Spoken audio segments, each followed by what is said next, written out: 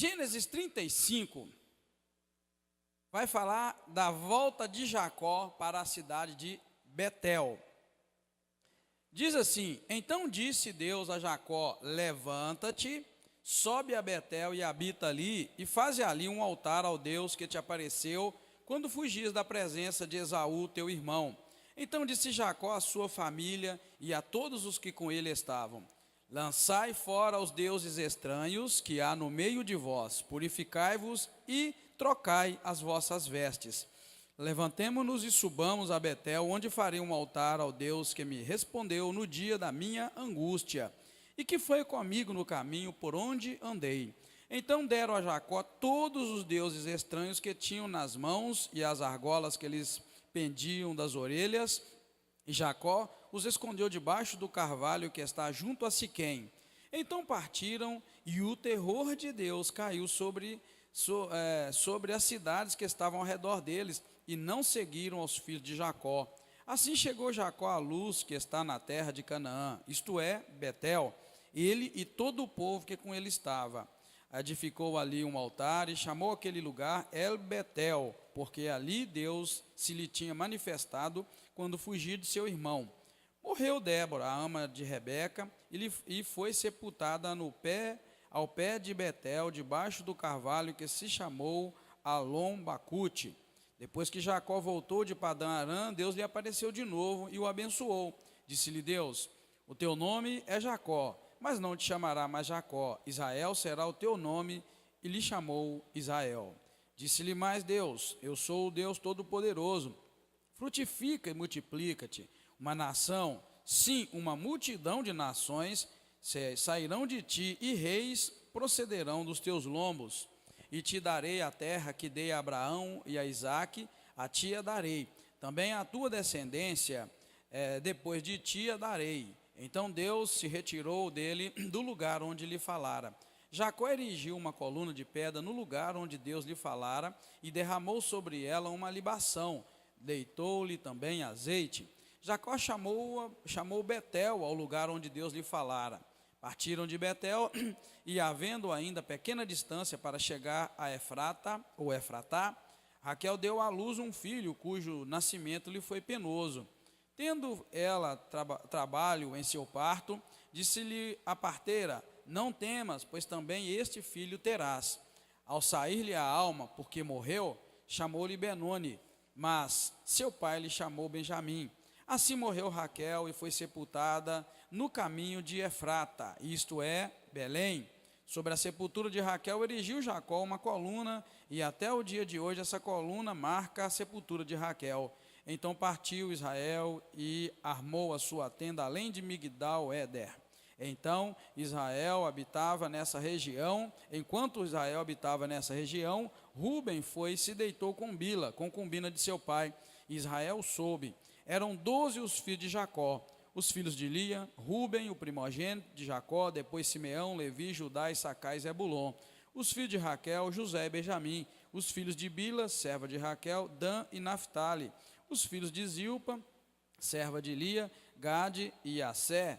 Foram esses os filhos de Jacó, que eles nasceram em Padã-Arã. Jacó veio a seu pai, Isaque, a Manré, e a Kiriate Arba, esta é Hebron, onde peregrinaram Abraão e Isaque. Foram os dias de Isaque 180 anos. Então expirou Isaque e morreu, e foi reunido ao seu povo, velho e cheio de dias. E Esaú e Jacó, seus filhos, o sepultaram. Eu coloquei um mapa aqui, para os irmãos mais uma vez dar uma localizada, tá, irmãos? Olha, o capítulo anterior, que foi a filha de Jacó, chamada Diná, sendo estuprada ou violentada, vamos chamar assim, né?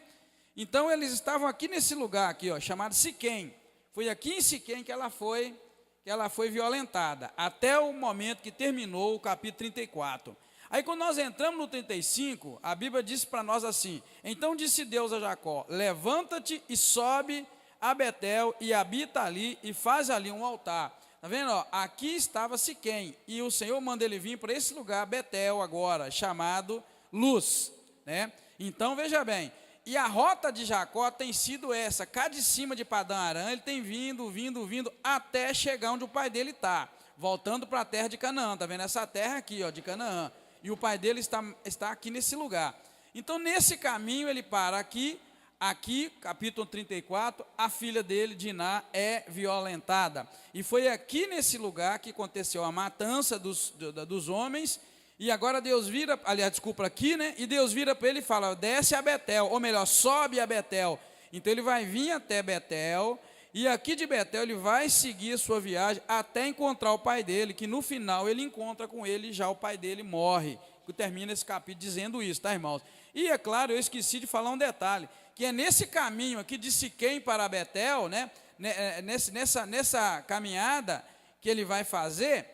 E depois que ele chega aqui, no caminho para a casa onde o pai está, vocês vão se dar conta que aqui em Belém, que é Efrata, está vendo só que está escrito aqui em inglês, Efrate, é aqui que vai morrer Raquel.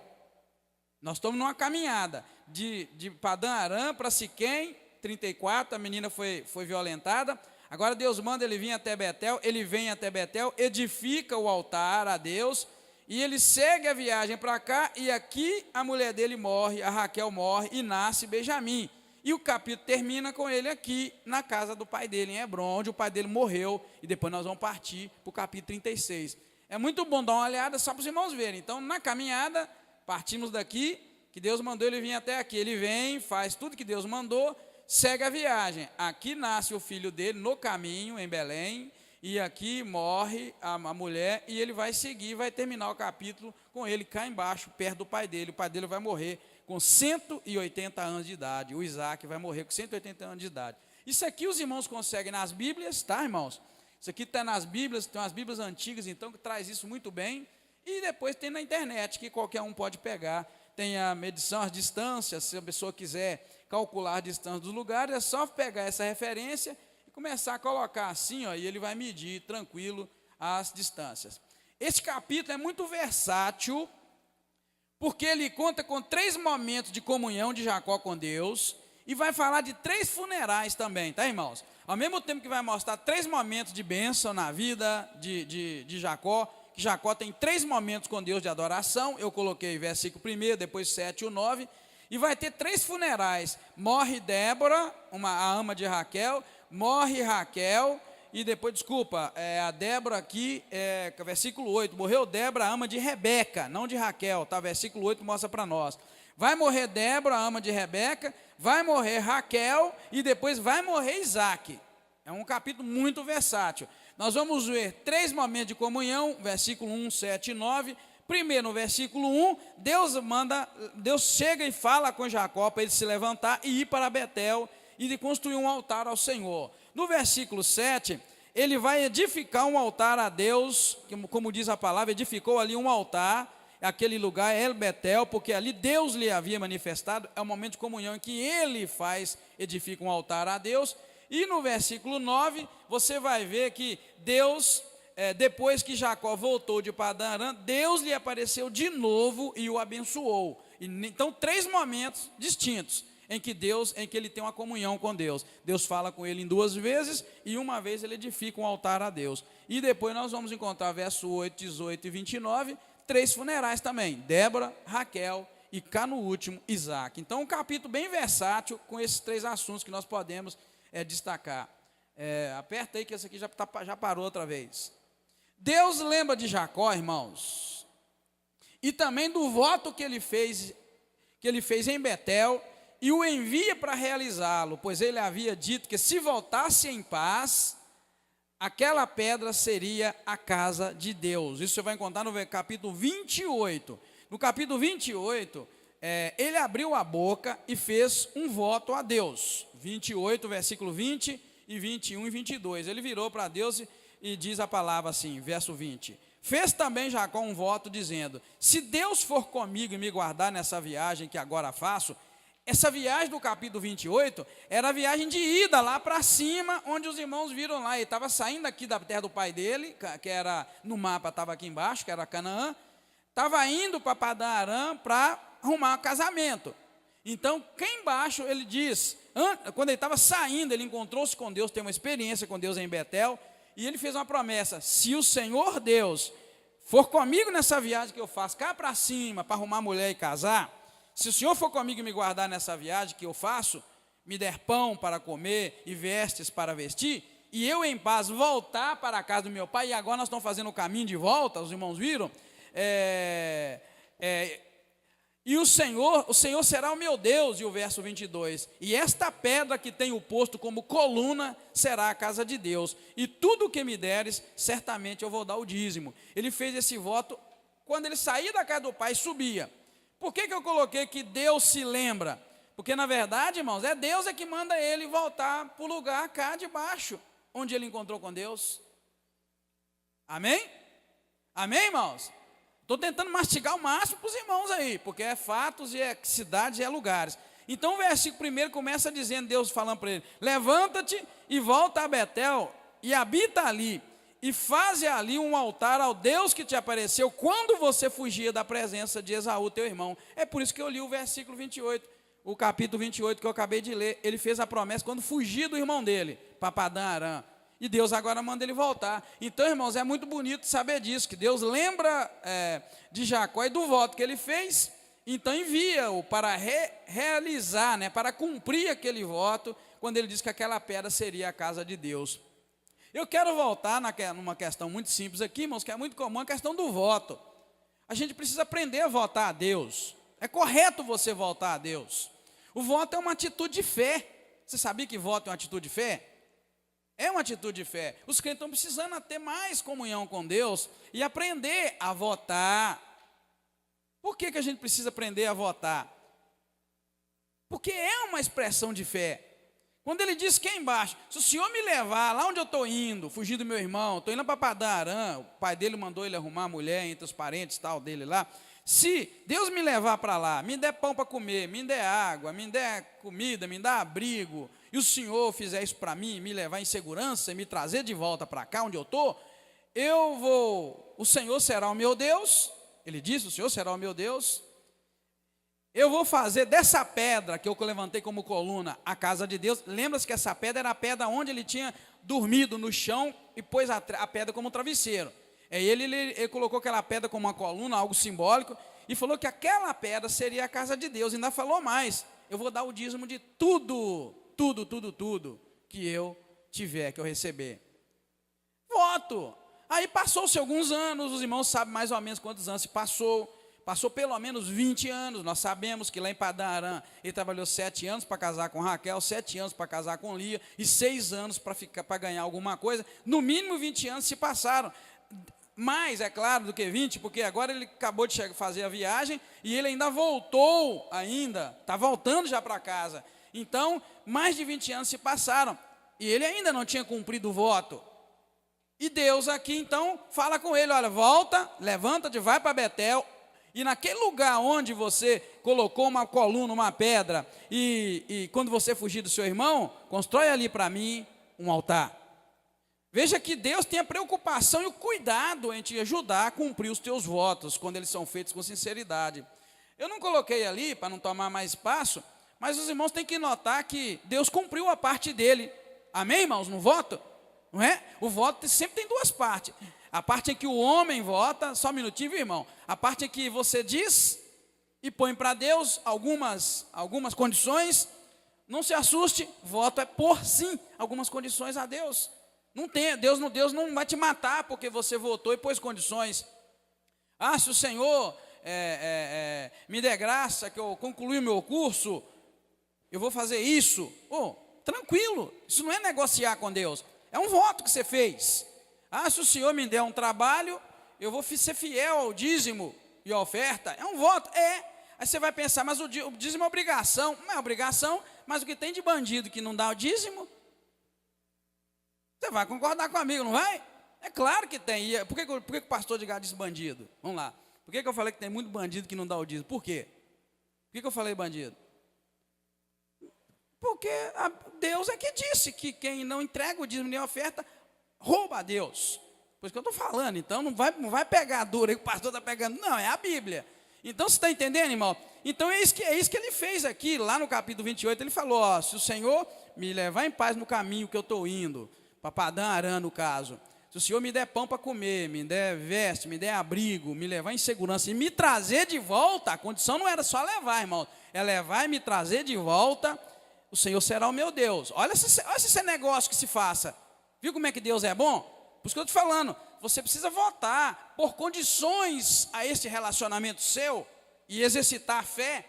Ele disse que se Deus fizesse aquilo por ele, Deus seria o seu Deus. Agora eu te pergunto, tem como fugir de Deus como Deus? Não tem, mas Deus gostou quando ele disse, ó, se o Senhor me proteger nesse caminho todo, me levar e me trazer de volta, o Senhor será o meu Deus.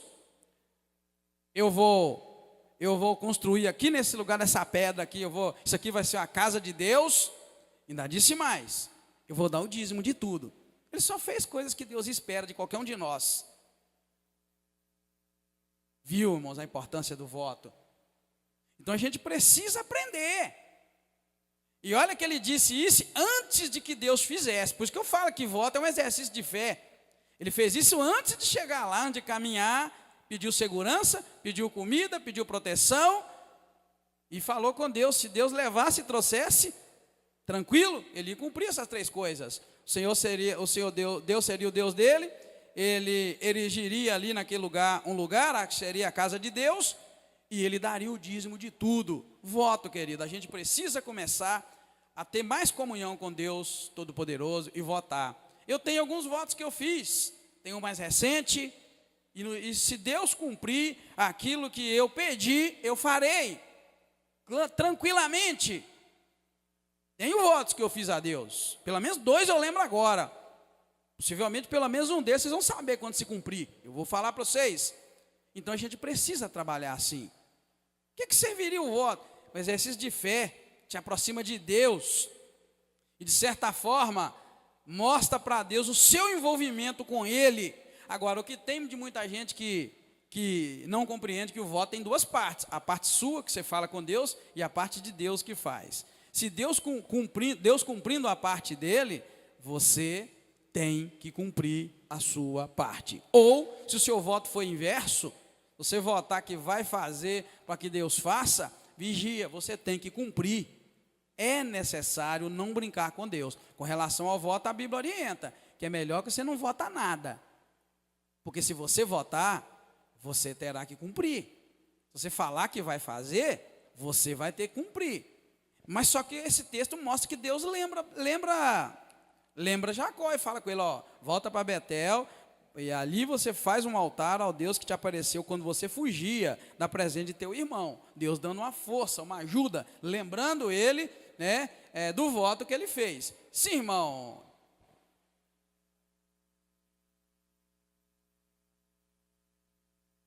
Não, eu não diria que é a pedra fundamental. Eu diria que era uma pedra literal, uma pedra mesmo, né? Tanto que no capítulo 28 diz qual pedra que é, tá, irmãos? No capítulo 28 mostra para nós que essa pedra foi a pedra que ele usou como travesseiro. Se vocês abrirem a Bíblia no capítulo 28, pode abrir lá que está pertinho aí, 28, 10, 11 para baixo, vai falar até do sonho que ele teve, vocês vão ver que pedra é essa. Partiu Jacó de Berseba e se foi a Harã.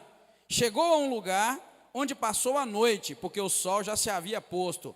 Tomando uma das pedras daquele lugar e fazendo-a de travesseiro, deitou-se ali para dormir. Está vendo? Verso 11. É uma pedra literal. É uma pedra que se tornou o travesseiro para ele. Dormiu muito mal, né? No chão, do jeito que estava, pôs a pedra como travesseiro. Não vou ler o texto todo, mas na verdade, vamos terminar no versículo 20, 21, 22 que eu li, quando ele diz que esta pedra que tem o posto como coluna será a casa de Deus, e de tudo que der, certamente te darei o dízimo. Bem, literalmente era uma pedra, e que se tornou um travesseiro para ele, que se tornou uma coluna. Mas não deixa de ser a pedra fundamental. Qual a pedra fundamental? Aquela primeira pedra que se lança numa construção. Certamente, tudo indica que foi a pedra fundamental. Ele sempre usava sinais, ele sempre...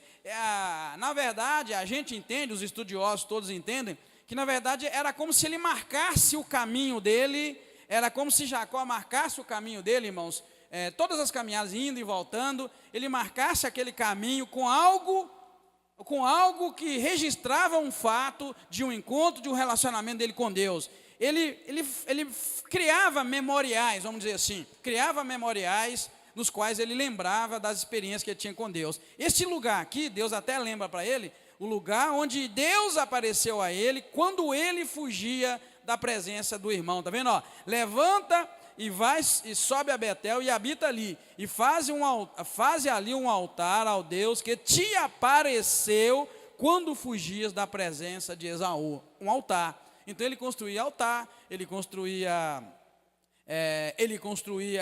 monumentos, pedras, enfim. Na verdade, eu vou dizer uma coisa: tudo que você usar, olha bem, olha o que eu estou dizendo, tudo que você puder usar como símbolo que te aproxime de Deus, ou que te lembre a graça de Deus na tua vida, querido, isso é muito bem-vindo para o exercício da tua fé. Eu não estou dizendo aqui de objetos, porque objetos, eles são passageiros, mas se você pudesse edificar monumentos para fincar e marcar naquelas experiências que você teve com Deus, verdadeiras, em que Deus falou contigo, sua vida seria outra e seria totalmente diferente. E isso é tão sério, a questão do memorial, a questão de você fincar algo que lembre a tua experiência com o Senhor Deus.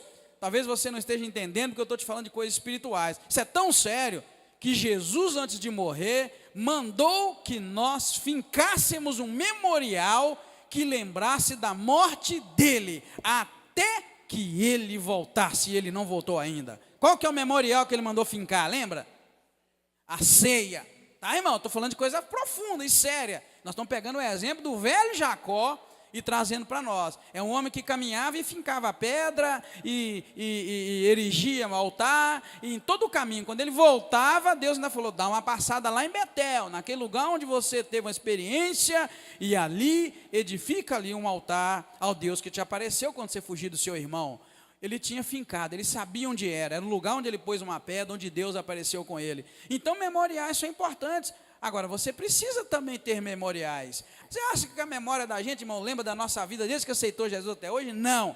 Tem pontos que eu finquei memoriais e eu lembro deles. Pã, aqui tem um, aqui tem outro, aqui tem outro. Se você não fincar memorial, naqueles momentos que você julga fundamentais, aqueles que Deus fala com você, que marca a tua vida, que te livra, sei lá, que te salva de algo, que te livra de alguma coisa, que te muda de transformação, se não fincar memorial, você vai ser um crente muito infrutífero, porque daqui a alguns anos você vai esquecer das coisas que Deus fez, porque você não fez nada para marcar e nem para lembrar. Jesus tinha uma preocupação: esse povo precisa lembrar que eu morri por eles na cruz, porque a morte que eu morri não era a minha, eu não pequei, eu não fiz nada, eles fizeram e eu morri por eles. Então é importante eles lembrarem que eu morri no lugar deles, então eu preciso que eles marquem o memorial. E ele pediu: olha, toda vez que você só comeu o pão e bebeu o vinho, lembra da morte do Senhor até que ele venha, porque esse pão é o meu corpo que é entregue por vós, e este suco, esse vinho,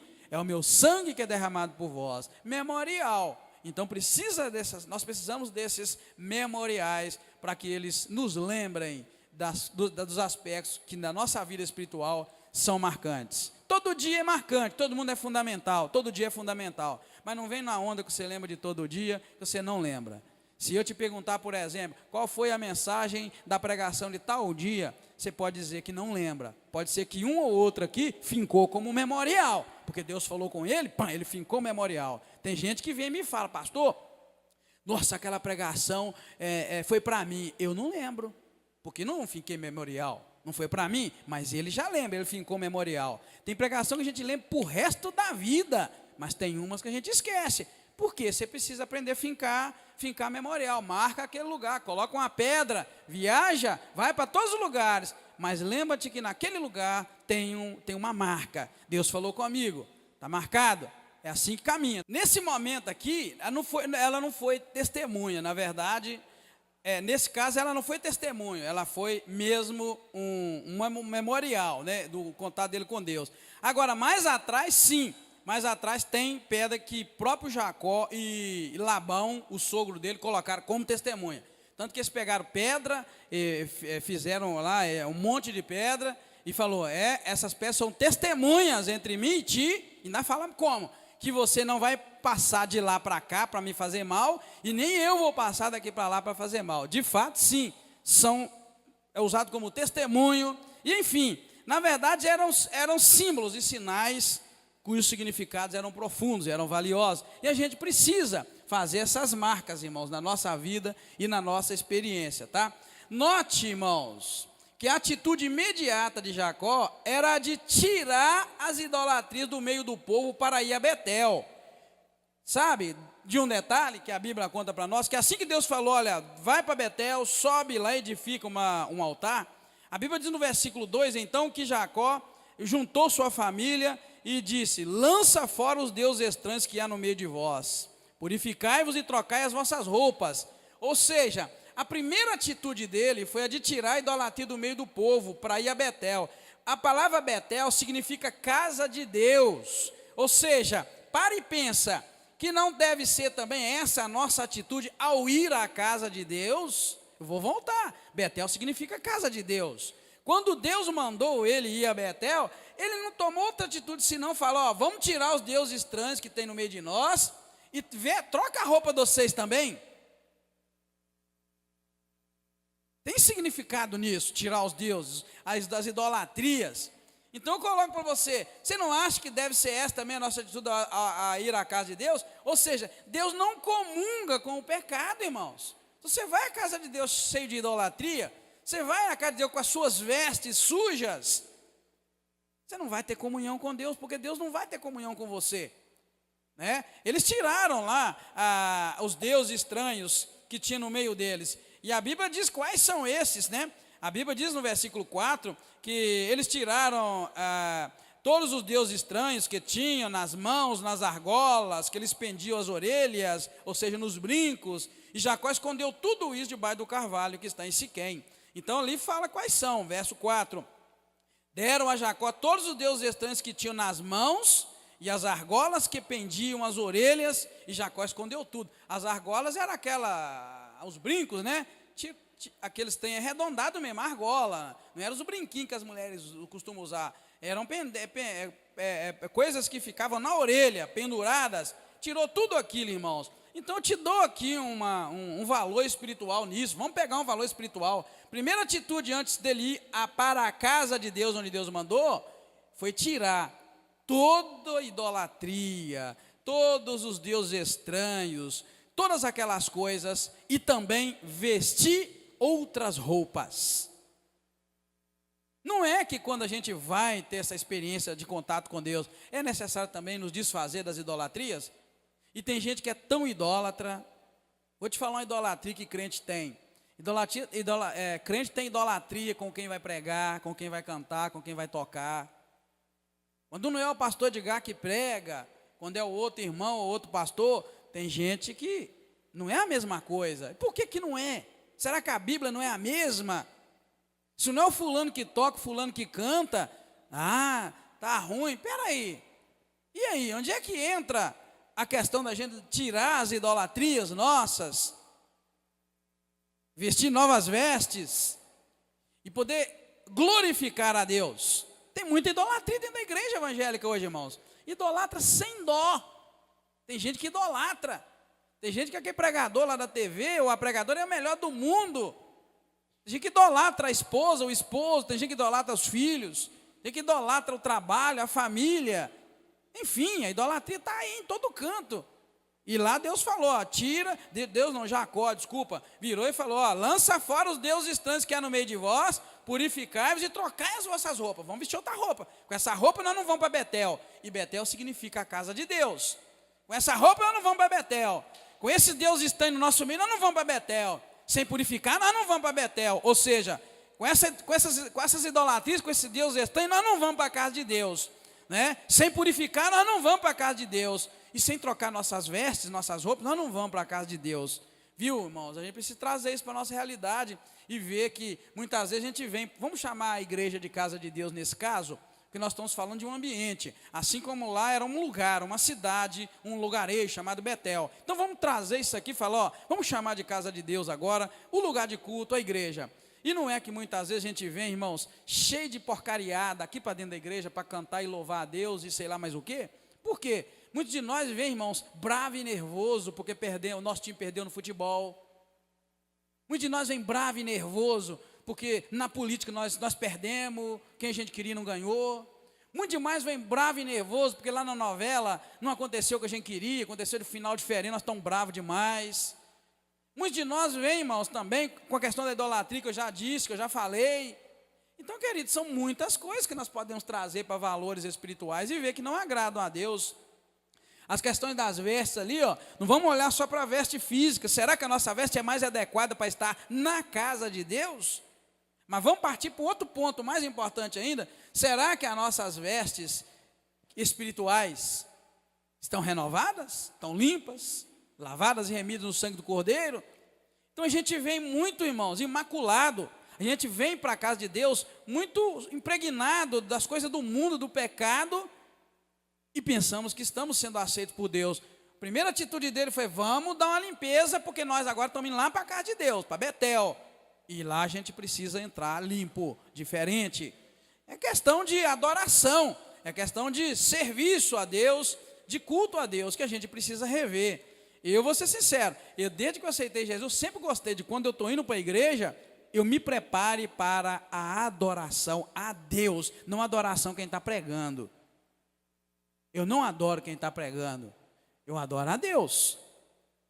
Um dia eu falei aqui dessa igreja, que o Billy Graham o Billy Graham estava vivo ainda na época, tá? O Billy Graham podia estar pegando na esquina, mas se eu tivesse culto na minha igreja, eu vinha para a minha igreja para escutar, ainda citei o nome do irmão, eu vinha para a minha igreja para eu te ouvir, meu irmão, pregar.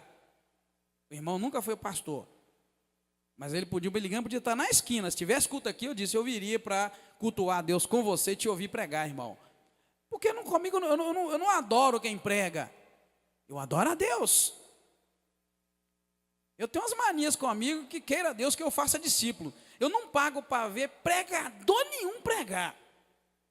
Não pago mesmo. E gostaria de fazer discípulos nessa minha vida, na minha caminhada. Não dá um centavo, meu irmão, para escutar pregador nenhum. Porque isto é profanar a casa de Deus. Isso é profanar. Se recebe para pregar, eu estou fora. Se recebe para cantar, eu estou fora. Porque isso é idolatria. Um dia alguém vem dizer para mim que tem muita idolatria na igreja, porque estão idolatrando fulano e fulano. Eu falei, sabe que a culpa de quem? De fulano está assim? É de quem idolatra, de quem adora, quem vai atrás, quem corre, papá. Vigia, igreja, vigia. A gente precisa arrancar do nosso coração os deuses estranhos que estão aqui dentro, ó. Tá? Tem gente que pensa que Deus estranho, o significado daquilo é só aquelas imagens e aquilo que eles tiraram da orelha. Tem muito Deus estranho aí dentro do teu coração, tomando o lugar que deveria ser só do único Deus verdadeiro, Criador do céu, da terra, do mar e de tudo que neles há. É necessário, querido, dividir e separar bem as coisas, para que a tua vida espiritual prospere, tá? Bem, note que o caminho de santidade, irmãos, é o caminho da segurança. Presta atenção, o caminho de santidade é o caminho de segurança. Por quê? Porque enquanto o pecado estava na casa de Jacó, irmão, Jacó tinha medo dos seus vizinhos. Agora que os deuses estranhos foram jogados fora da casa de Jacó, os vizinhos de Jacó é que estavam aterrorizados com ele. Por isso que eu coloquei lá, note que o caminho da santidade é o caminho da segurança. Cá atrás, no capítulo 34, versículo 30 e 31, quando o pecado estava dentro da casa de Jacó, quando os deuses estranhos estavam dentro da casa de Jacó, quando os filhos de Jacó tinham matado aquela turma toda daqueles homens, Jacó teve tanto medo de morrer que ele chegou a falar para os seus filhos, o que é isso que vocês fizeram? Agora os habitantes da terra vão acabar conosco, nós somos pouca gente, se eles se ajuntarem e vierem contra mim, eu vou ser destruído, eu e a minha casa. Olha o medo que ele tinha quando o pecado estava na casa dele. Mas agora eu mostrei para você que ele tomou uma atitude de tirar os deuses estranhos do meio deles e tomar banho, trocar de roupa, enfim, tornou-se um povo santo e limpo, diz o versículo 5 para nós, irmãos. Então partiram e o terror de Deus caiu sobre as cidades que estavam ao redor deles, e ninguém teve coragem de seguir os filhos de Jacó. Quem pode dar uma glória a Deus aí? Amém, irmão? Acorda, irmão. Se você tirar os deuses estranhos da tua vida e ficar santo, os teus inimigos todos vão correr de você, vai temer. Vigia. Eu estou falando para você largar toda a sorte de pecado. É isso que nós estamos dizendo. Seja santo, seja santa. Foi isso que aconteceu. Quando eles tiraram o Deus estranho, a Bíblia diz que agora o homem que estava morrendo de medo, agora o povo ficou com medo e ninguém teve coragem de seguir. E vocês acham que o povo de Israel eram quantos? Nós já contamos outro dia. O povo de Israel, irmãos, era 16 pessoas só. Era Jacó, as duas esposas legítimas, as duas concubinas que ele teve, e 11 filhos, 16, porque o 12º vai nascer nesse capítulo aqui. 16 pessoas,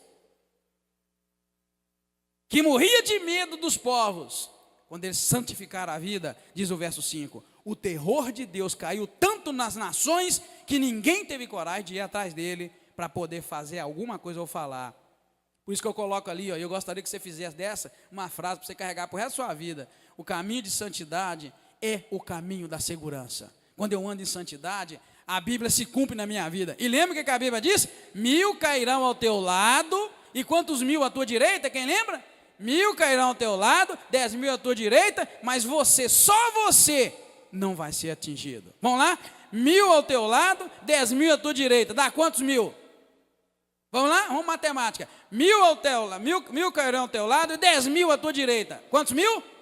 11.000 vai fugir de um homem e de uma mulher santa. Amém, igreja? Então nós lutamos, é diferente. Nós lutamos é 1 contra 11.000. Que a Bíblia está dizendo. Mas é só tirar os deuses estranhos que acontece isso. 1000 vão cair ao teu lado, 10.000 à tua direita, e você não vai ser atingido. Irmãos, eu costumo dizer, os crentes vivem em derrota, e a igreja vive em derrota, porque a igreja não conhece a palavra, e nem conhece Deus, e nem conhece esses princípios. Santidade, meu irmão, é o caminho da segurança. Pode mandar vir 11.000. Se vier um exército contra você, você só conta. Porque se for 11.000, tu serás vitorioso, porque a Bíblia diz que 1000 cai ao teu lado, 10.000 à tua direita, e nada vai te atingir, porque você é santo. Porque você pertence a Jeová, El Shaddai, como nós vamos ver aqui, o Todo-Poderoso, que guerreia as tuas lutas, as tuas batalhas. Você não precisa levantar uma arma, pode se levantar nada. Tu és santo, a palavra está contigo, o Senhor Deus está contigo, Ele gosta de gente santa.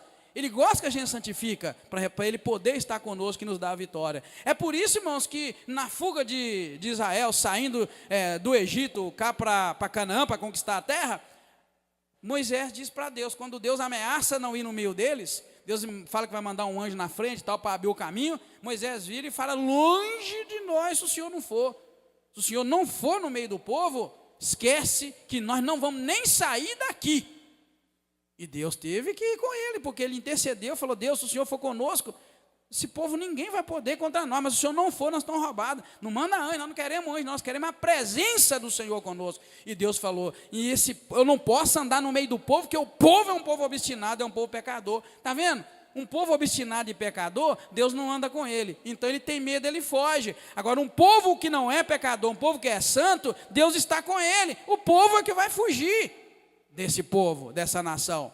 É o caminho, querido, que nos ensina a palavra. Está falando de santidade, largar o pecado, esse conceito de que não tem nada a ver, esse conceito que tudo pode, esse conceito que hoje nós vivemos uma outra geração, vivemos sim, uma geração de pecadores e pecadoras e que acham que não tem nada a ver. Eu vou falar uma coisa aqui que depois eu vou até tirar do vídeo, eu mesmo estou fazendo. Essa semana tem sido uma semana muito proveitosa, muito trabalho, mas Deus está dando força e está muito bom do jeito que está. Se Deus quiser dar mais força, pode dobrar o trabalho, triplicar, o importante é Deus fortalecer. Mas eu ouvi da boca de uma determinada pessoa, essa semana, o nível que está os nossos púlpitos. Grande pregador, é grande, eu tenho medo de gente grande. Jesus não era grande. Eu morro de medo de gente grande, porque Jesus não era grande, não. Eu morro de medo de gente que carrega multidões. Tenho muito medo.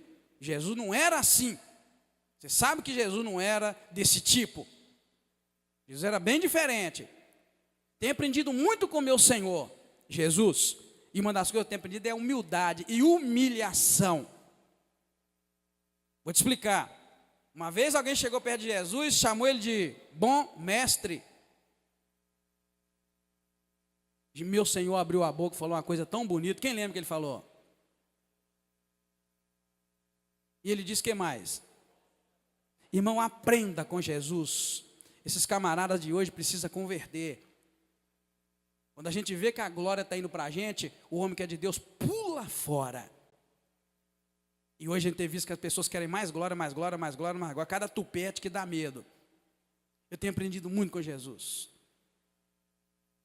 O homem de Deus, a mulher de Deus, quando vê que o foco está chegando nele, ele pula fora. Igual José. Quando José viu que a mulher estava focando muito nele, ele pulou fora e deixou a capa para trás. O homem de Deus e a mulher de Deus, quando vê que o foco está muito nele, pula fora. Porque aí vem encrenca, a glória é de Deus. Eu não estou entendendo mais nada. E isso arrebanha a multidão. E se tivesse aqui, não cabia de gente aqui, lá fora. Olha o que o povo está comendo, e o que o povo está ouvindo, e o que o povo está alimentando. Mas as pessoas não conseguem discernir. Por isso que eu falei, eu tenho um princípio comigo, eu não pago 1 centavo para ouvir pregador. Não pago. Ainda bem que eu casei com a mulher que pensa da mesma maneira. Se tiver que pagar, nós estamos fora. Já vi vários, mas não tinha que pagar. Se tiver que pagar, eu estou fora. Digno é o trabalhador do seu salário? Sim, mas nós não podemos cobrar. Amém, irmãos? Amém ou não? Ele é digno, sim. E vou te dizer uma coisa, um homem de Deus, uma mulher de Deus, deve comer melhor do que qualquer os homens da face da terra, das mulheres da face da terra, porque é um homem, uma mulher de Deus. Mas se cobrar, está fora. Não existe isso. Então, o que esse mundo quer? O que se espera? Tá, irmão? Nunca se esqueça, o caminho da santidade é o caminho de segurança. Estamos vivendo uma crise, como eu estava dizendo, crise dentro da igreja, porque a igreja não está compreendendo que Deus está mandando a igreja cair fora do meio dos deuses estranhos, mandar fora. Alguém levantou a mãozinha por ali ou estou enganado? Enganei, né? Então vamos seguir. Ao chegar salvo em Betel, versículos 6 e 7 vai mostrar que ele constrói um altar, tá, irmãos? Mas só que logo depois ele vai sepultar Débora. O versículo 6 e 7 diz assim: assim que chegou a luz que está na terra de Canaã, isto é Betel, ele e todo o povo com o que ele havia, ele edificou ali um altar e chamou aquele lugar El Betel, porque ali Deus se lhe tinha manifestado quando fugia de seu irmão. Morreu ali Débora também, e ela foi sepultada. Então ele edifica o altar e sepulta Débora. E aí ele recebe também ele tem um novo encontro com Deus, e Deus acaba mudando o nome dele aí definitivamente para Israel. Deus renova a aliança com ele, e Deus se apresenta como El Shaddai, o Deus Todo-Poderoso, capaz de cumprir, faltou um R aqui, cumprir todas as promessas a seu tempo.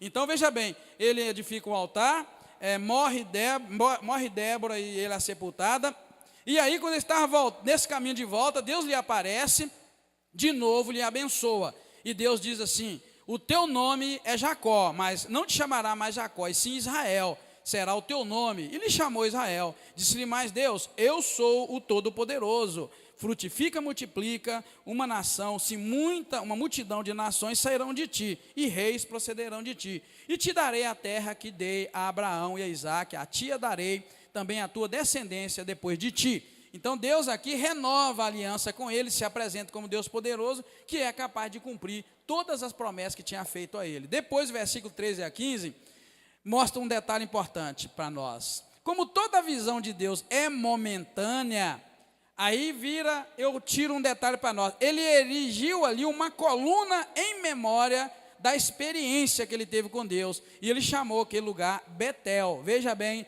versículo 13 ao 15. Então Deus se retirou dele, do lugar de onde lhe falara. Toda a experiência de Deus falando conosco, irmãos, ela é momentânea, ela é rápida. É aquilo que eu disse, olha, ele acaba erigindo uma coluna em memória. Você precisa erigir colunas em memórias às suas experiências com Deus. Ele erigiu uma coluna, derramou libação, azeite, e chamou o lugar Betel, o lugar onde Deus tinha falado com ele. Depois nós vamos notar um detalhe importante. Nós vemos o relato da morte da mulher que ele amava. A mulher que ele amava era Raquel. Depois que ela teve um parto muito difícil e morreu. Eu coloquei esse Gênesis 3,16, por quê? Porque em Gênesis 3,16, a dor do parto entra como uma maldição que Deus deu em Eva, porque Eva pecou contra Deus. E o primeiro parto doloroso e que mata uma mulher registrado na Bíblia é esse. Até então todas as mulheres ou não tinham filhos ou tinham filhos. Mas aqui é o primeiro exemplo que nós vemos de uma mulher que a dor do parto foi tão grande, ela não aguentou e ela morreu. Eu coloquei isso aqui para vocês lembrarem, que a dor de parto é uma maldição que Deus colocou, Deus lançou, entre muitas outras. Deus disse que Adão ia ter que trabalhar duro, a terra ia produzir espinhos, e ele ia ter que trabalhar duro para poder sobreviver. Ele amaldiçoou a terra também, dizendo que a terra ia produzir espinhos, e por aí foi amaldiçoando. E amaldiçoou a mulher e disse isso para ela, que ela com dores daria à luz filhos, né? Sobre o túmulo dela, irmãos, outra vez, da mulher amada, ele vai e erige outra coluna em memorial. Se você notar, verso 8 diz: morreu Débora, a ama de Rebeca, e foi sepultada debaixo do carvalho. 9, depois que Jacó voltou a Padã Arã, Deus lhe apareceu de novo e abençoou. Disse-lhe Deus: o teu nome é Jacó, mas não chamarás Jacó. Deus deu outro nome a Israel. E disse-lhe mais: eu sou o Deus Todo-Poderoso, frutifica e multiplica. Verso 13, então Deus se retirou dele, do lugar de onde ele falara. Jacó erigiu uma coluna de pedra no lugar onde Deus lhe falara. Jacó chamou Betel. Partiram de Betel, e havendo ainda pequena distância para chegar a Efrata, Raquel deu à luz a um filho, cujo nascimento foi penoso. Tendo ela trabalho de parto, disse a parteira: você ainda vai ter esse filho.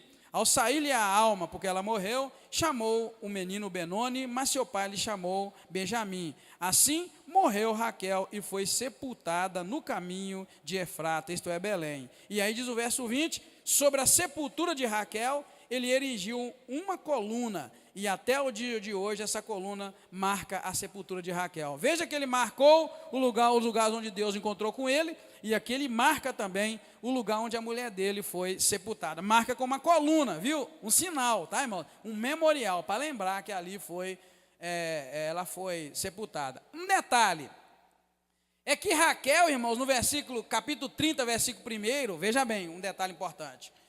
No capítulo 30, Raquel exigiu a Jacó filho, senão ela morreria. Ela falou: dá-me filho, senão eu morro. Aí Jacó brigou com ela: por acaso eu estou no lugar de Deus que te impediu de ter filho? Eu não sou Deus para te dar filho. Mas ela usou uma palavra pesada. Ela brigou com o marido dela porque ela estava com inveja, que Lia, a ama dela, estava dando filho para Jacó. Ela virou e falou: dá-me filho, senão morro. Ela fez uma besteira. Eu diria que ela acabou profetizando a morte dela. Ela pediu filhos. Filhos são quantos filhos?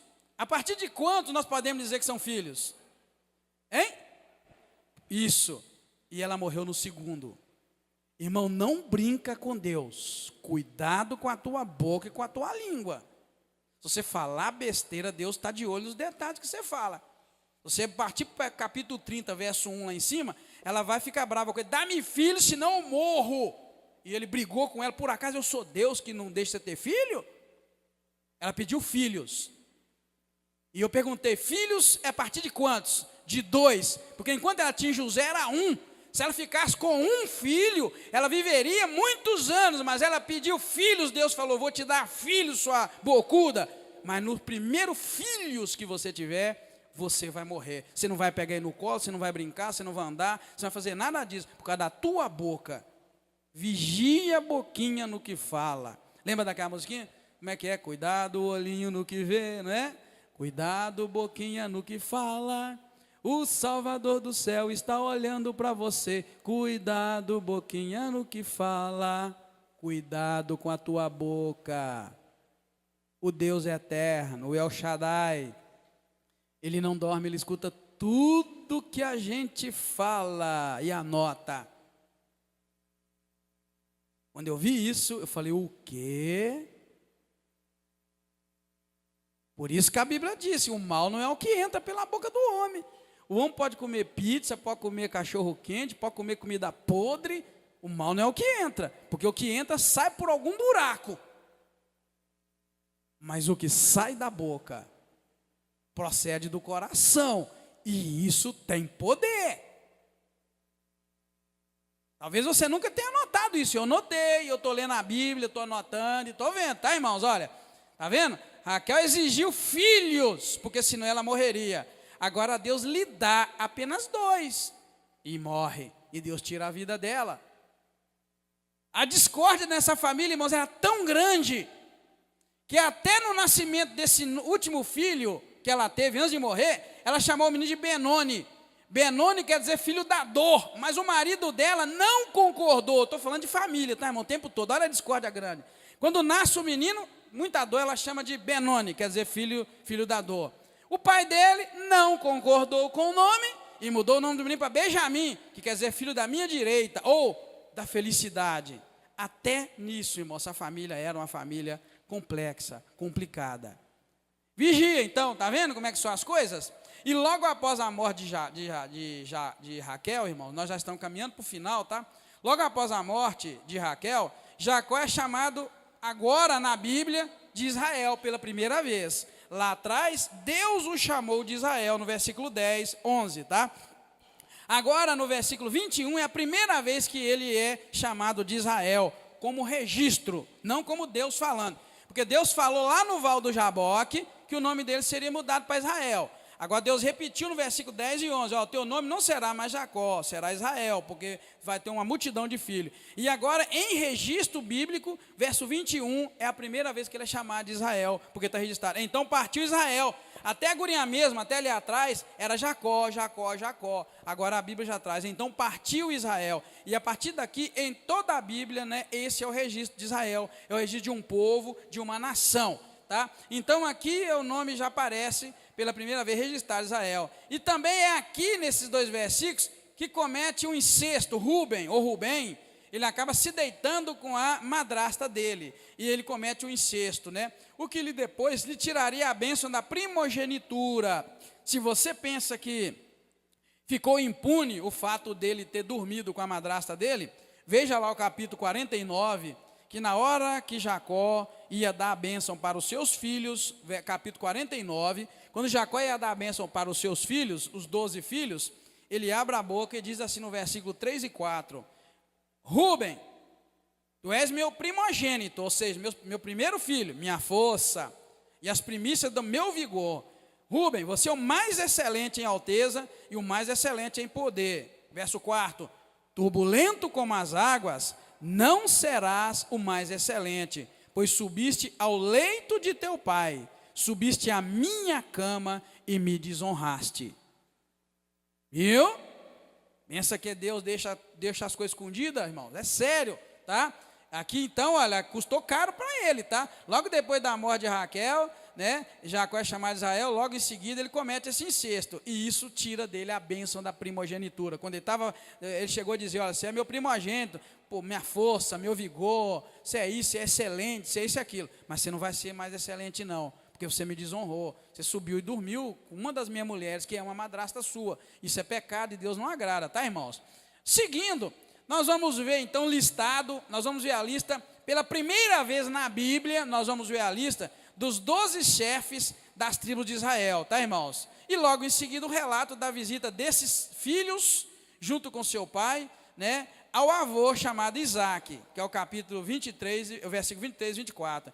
E o texto vai encerrar com uma particular atenção dada ao encontro de Jacó com Esaú, seu irmão, na hora do sepultamento de Isaac, o pai deles, né, que morreu com 180 anos. Então a gente vê o finalzinho assim, essa tragédia toda, a morte de Raquel, o Rubem cometendo incesto, e depois o primeiro registro dos 12 filhos de Israel, as 12 tribos. Se você quiser saber, as 12 tribos estão aí no capítulo 20, no versículo 23 até o 25, que diz assim, os filhos são Rubem, depois Simeão, Levi, Judá, Issacar, Zebulon, e depois José, Benjamim, e Dan e Naphtali, e depois Gade e Assé. e somam todos eles os 12 filhos de Israel, né, das 12 tribos de Israel. A partir daqui, nós vamos ver referência na Bíblia inteira dessas 12 tribos. É a primeira referência. Até lá em Apocalipse, nós vamos ver agora a referência. A Bíblia toda foca agora em Israel, nas 12 tribos de Israel. E até em Apocalipse nós vamos ver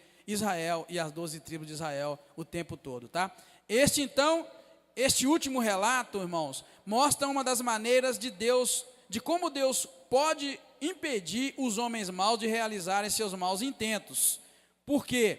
Porque você vê aqui que Jacó e Esaú agora estão unidos, juntinhos, fazendo o sepultamento do pai deles. Mas no capítulo 24, os dois não eram nada, capítulo 27, 41, os dois não eram amigos. Esaú queria matar Jacó.